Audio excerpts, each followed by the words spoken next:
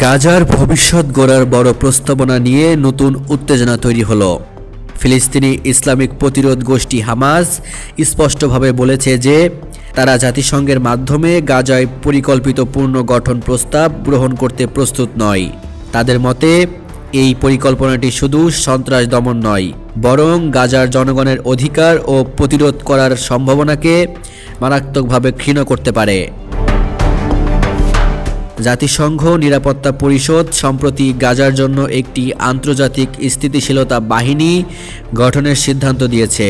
এই বাহিনীর মূল লক্ষ্য হবে গাজা উপত্যকার সাময়িক সময়ের প্রশাসন ও পুনর্গঠন পরিকল্পনায় অংশ নেওয়া এবং অবকাঠামোর পুনর্নির্মাণে সহায়তা করা।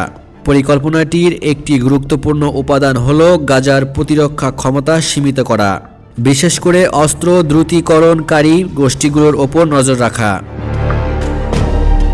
কিন্তু হামাস এই প্রস্তাব প্রত্যাখ্যান করেছে। তারা বলেছে, অভ্যন্তরীণ প্রতিরোধের অস্ত্র আমাদের জন্য লাল রেখা এবং এটি কোনো পুনর্গঠন কিংবা মানবিক সহায়তার বিনিময়ে দেখানো হবে না।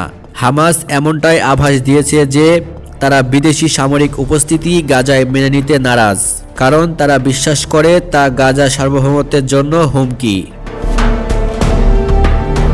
এই বিরোধ শুধু একটি কূটনৈতিক টানাপোড়েন নয়, এটি গাজার ভবিষ্যৎ প্রশাসন ও নিরাপত্তার ওপর সরাসরি প্রভাব ফেলতে পারে। আরব নেতারা গাজার পুনর্গঠনের জন্য একটি 53 বিলিয়ন ডলারের মূল্যমানের পরিকল্পনা তৈরি করেছিলেন, যা মিশর ভিত্তিক এবং জাতিসংঘ এবং অন্যান্য আন্তর্জাতিক অংশীদারদের সহযোগিতায় চালু করার কথা ছিল। কিন্তু হামাস পুনর্গঠন প্রক্রিয়ায় এমন কোনো ভূমিকা দিতে চাচ্ছেন না যা তাদের অস্ত্রকে সীমাবদ্ধ করবে।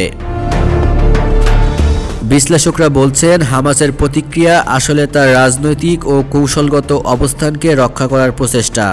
গাজার জনগণকে শান্তি ও পুনর্গঠনের প্রতিশ্রুতি দেওয়া হলেও হামাস তাদের অস্ত্র ও প্রতিরোধ ক্ষমতার বিষয়ে আপোস করতে নারাজ, কারণ তারা এটিকে তাদের রাজনৈতিক শক্তি ও অস্তিত্বের ভিত্তি হিসেবে দেখছে।